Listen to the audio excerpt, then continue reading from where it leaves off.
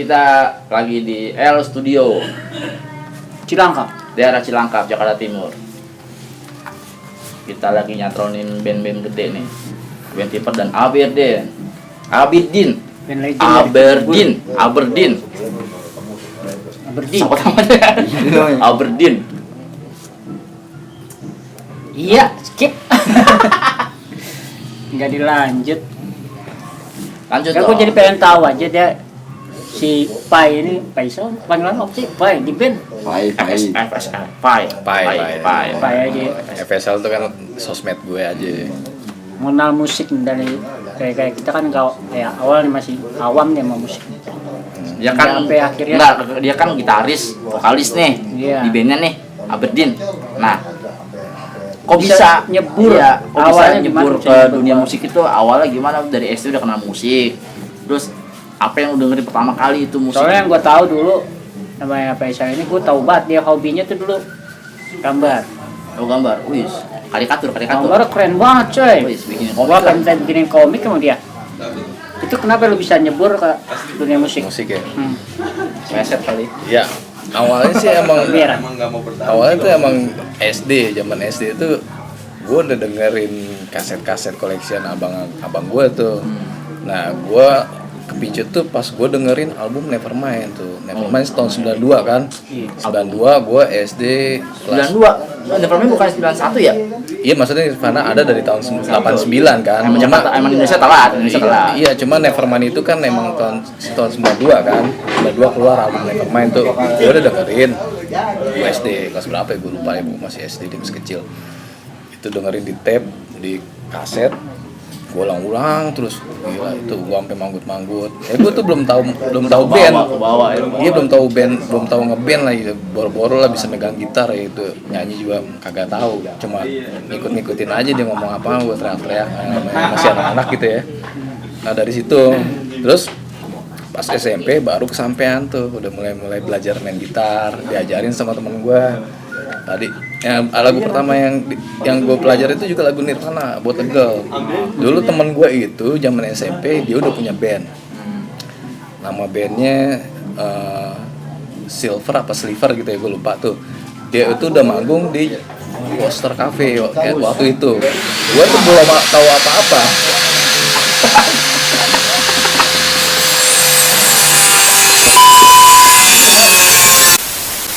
Sampai belajar gitar ya. Iya, belajar gitar. Iya, belajar gitar tuh sama teman gue ngajarin, gue udah ngajar.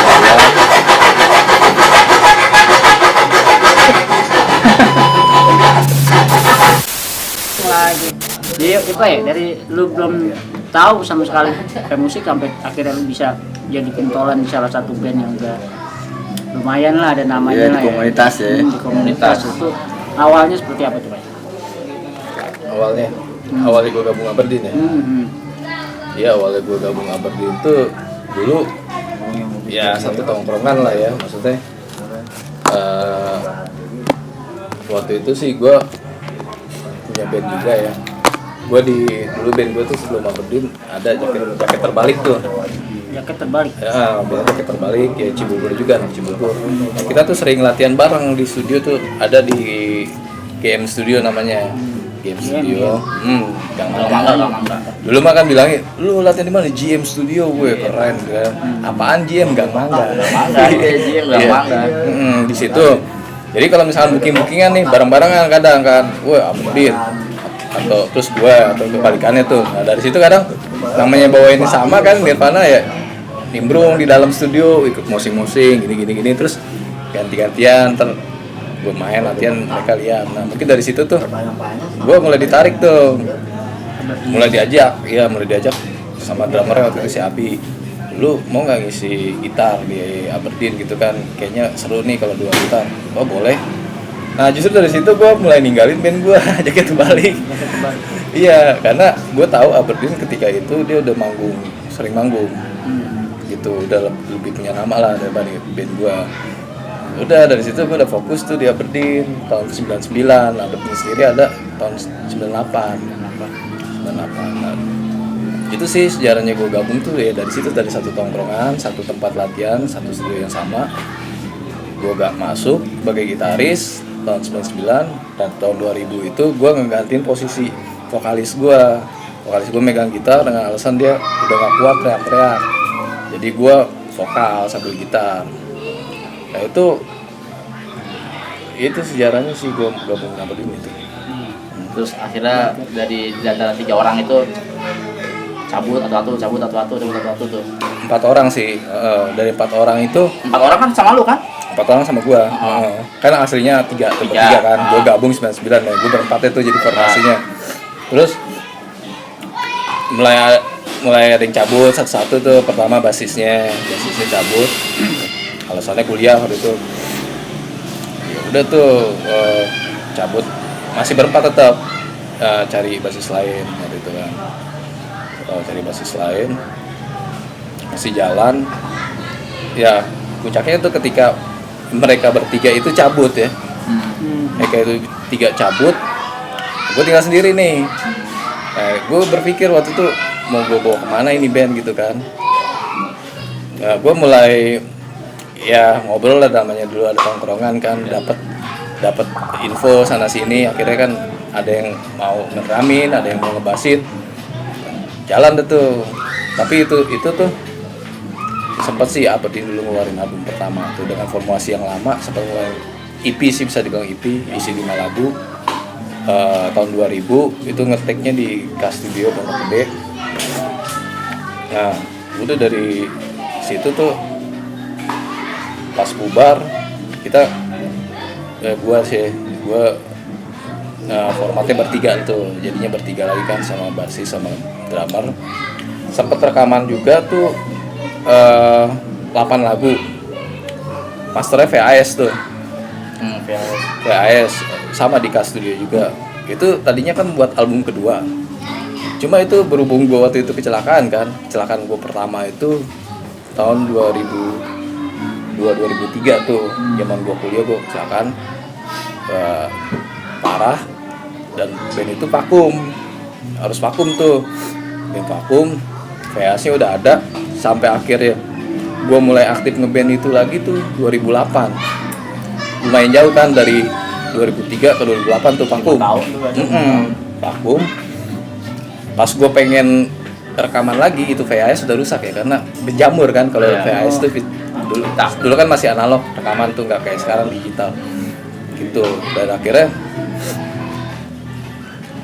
akhirnya tuh malah masuk ke formasi yang beda. Udah deh, maksudnya waktu itu kan udah deh mau direkam lagi, udah basi materinya kan, udah basi. Terus udah gitu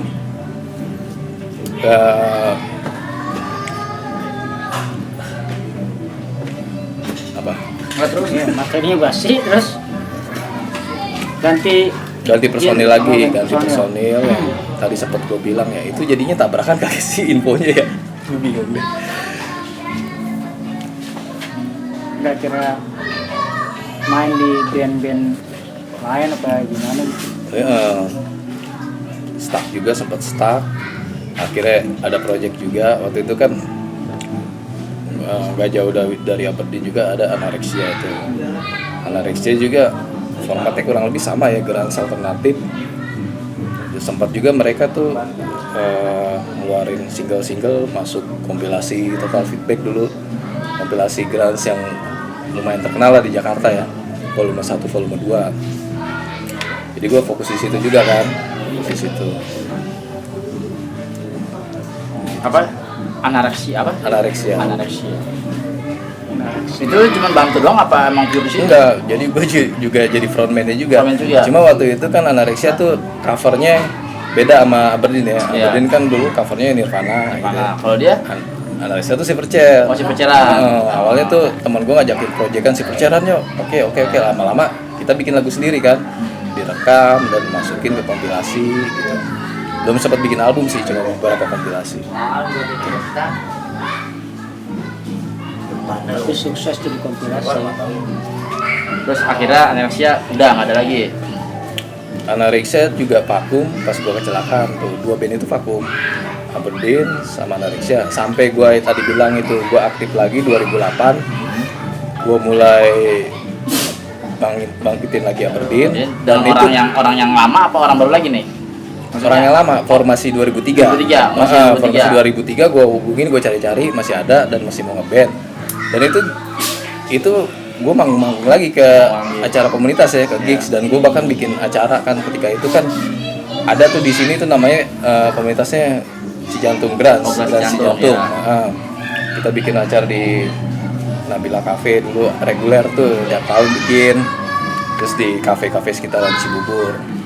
Nah udah tuh dari situ gue jalan lagi kan Aberdeen, sempat rekaman beberapa lagu, terus drummer cabut, drummer cabut. Nah di situ gue rombak formasi tuh, basis gue ada temen tapi influence-nya beda, mereka anak metal, lebih berat lagi, lebih kiblatnya ke situ dan hardcore gitu. Nah pada akhirnya kan tetap pakai nama Aberdeen, cuma gue jadi loncat genre, pindah genre, pindah komunitas, pindah emang scene. itu keinginan lo apa ngikutin alur aja? Gue ngikutin alur karena gue ngikutin keinginan mereka justru, karena mereka tuh mungkin soalnya nggak dapet di Grans ya, soalnya nggak dapet. Kenapa nggak lu yang jangan gini, ikutin yang udah ada aja, Aberdeen ini gitu? Awalnya gue nyoba tetap bawain alternatif dan lagu-lagu yang lama, cuma ya itu tadi gue bilang soalnya nggak dapet, dan ya mereka ngasih ya gimana kalau kita coba pindah haluan gitu kan. Dan ternyata gue nyanggupin, terus malah kita ya waktu itu eksis kan di scene metal, hardcore gitu. Justru kita ya bener-bener keluar dari Grans waktu itu, terus sampai keluar lah tuh album kedua, tapi dengan genre yang beda. Iya. Oh, yang keduanya metal gitu ya. Iya. Sampai akhirnya itu yang band personil yang waktu genrenya metal itu cabut juga, orang-orang itu maksud gua. Iya. Untuk ngerjain proyek yang album ketiga nih, maksudnya APR. Oh, yang setelah album itu keluar, itu album yang metal itu keluar. Iya, album kedua tuh ya keluar ya. Album kedua keluar itu ya masih eksis lah beberapa tahun di acara. Gua nggak tahu tuh konfliknya apa, tahu-tahu pokoknya bubar itu band ya. Bubar. Kalau nggak salah gua waktu itu kerja luar kota tuh, guanya yang cabut dari band itu. Gue cabut dari emang band kayak masalah di lu mulu ini ya, lu kecelakaan vakum ya, kayak di dia mulu masalahnya. Iya, jadi gue cabut dari Aberdeen. Sempet tuh mereka audisi beberapa vokalis ya kan, mungkin nggak cocok. Ya, udah akhirnya mereka justru bikin proyek lain kan. Nah gue Aberdeen gue hidupin lagi dengan gue balik konsep awal alternatif atau Grans gitu. Oh, jadi itu orang kan semua udah beda, bikin project baru lagi, lu datang lagi setengah sendiri tapi lo. Iya, tapi tetap gua ajak yang orang lamanya itu kan, basis gue ikut lama tuh. Dari 2003 tuh si Ega. Ega gue tawarin lagi. Dia emang sih cocok aja sama gua, emang mau genre apa juga dia masuk. Ya, udah dari situ ketemu drummer gue yang lama lagi gitu. Terus sempat ganti-ganti personil, ganti-ganti orang, tapi kita tetap rekaman single kita kumpulin satu-satu, kita kumpulin single ya sampai kejadian gua kecelakaan untuk yang kedua kalinya nih, vakum lagi. Udah gitu kan ada pandemi gitu kan sekarang, sampai sekarang nih belum kelar nih buat album ketiga. PR lah gitu ya. Iya, masih ada PR. Sebenarnya PR itu 3-4 lagu lagi gitu. Itu rencananya mau ada berapa lagu? Belum 3. 10 sih, gue pengen 10 lagu.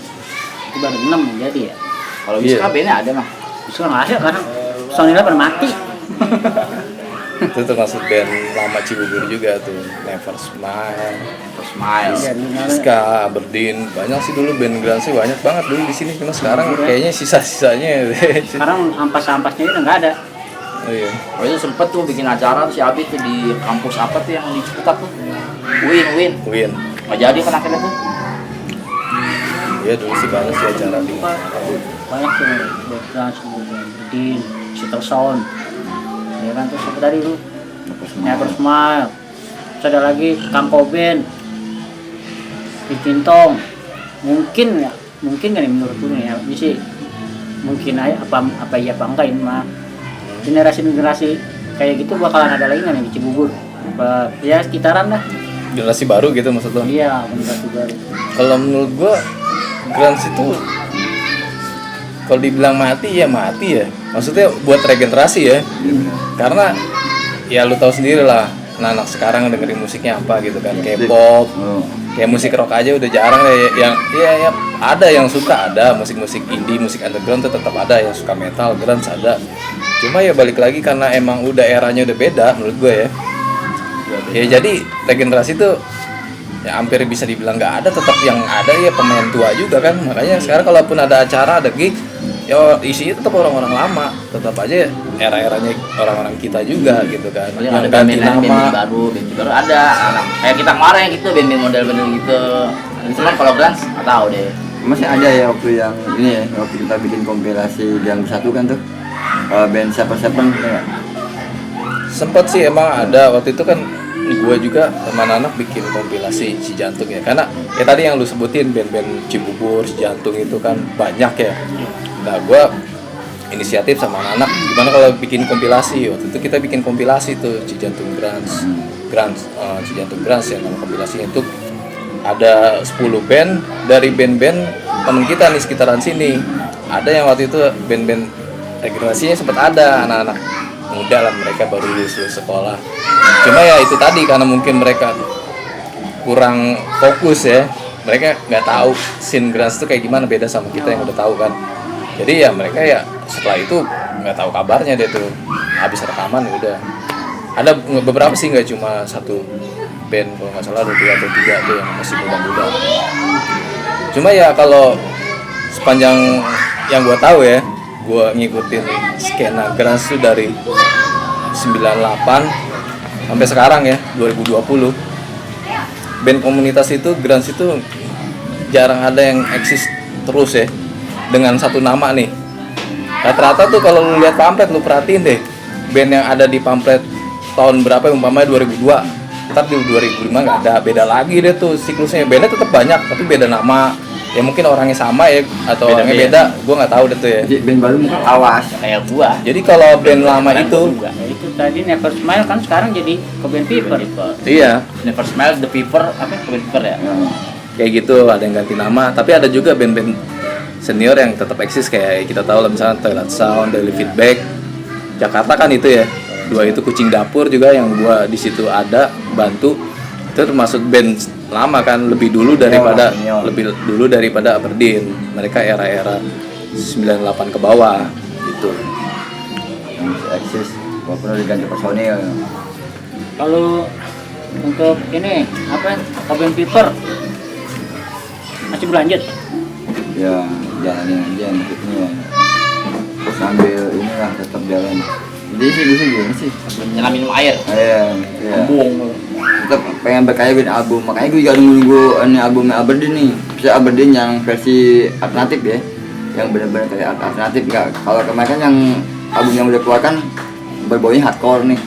Nah gue tuh pengen dengerin albumnya Aberdeen nanti nih yang selalu rilis ya.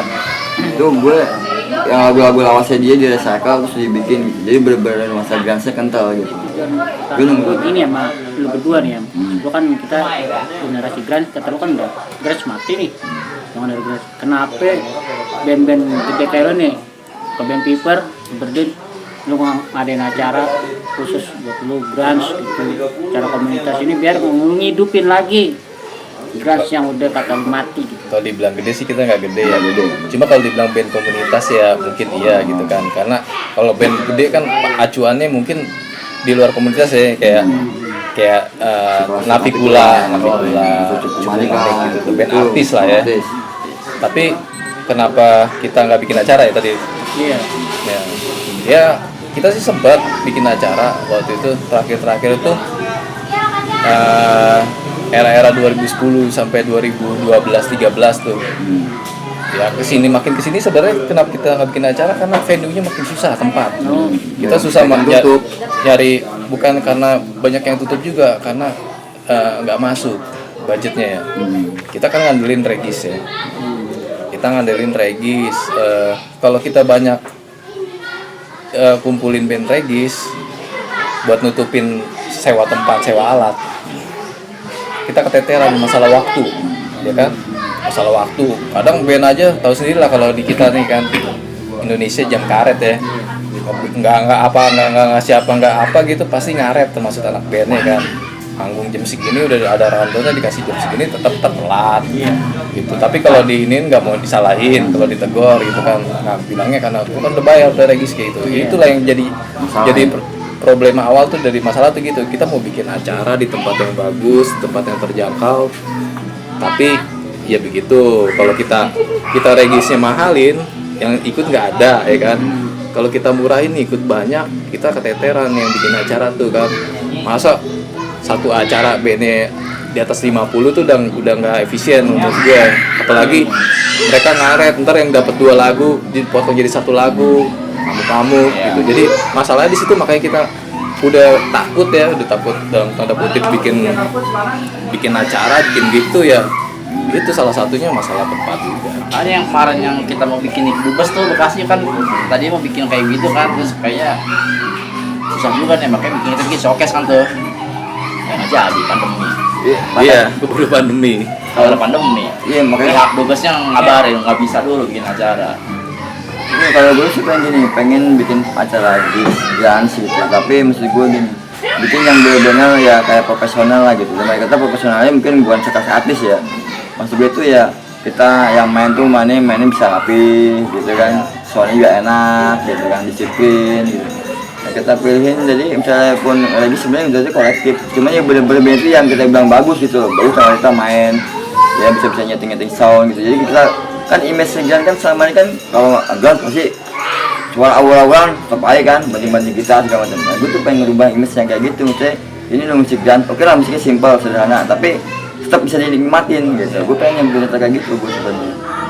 Kalau ada gigs dance gitu ya, jadi tetap identik kamu merusak alat. nah, iya kan kebanyakan gitu kan, ada dance kan main kan suaranya ngaku kawan udah banding alat keren gitu kan. Gue tuh pengen membuat citra yang kayak gitu tuh di komunitas musik indie gitu.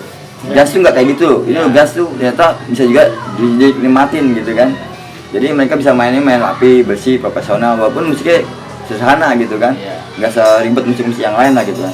Tapi kalau musik kita bisa main musik soundnya enak, rapi. ya kan?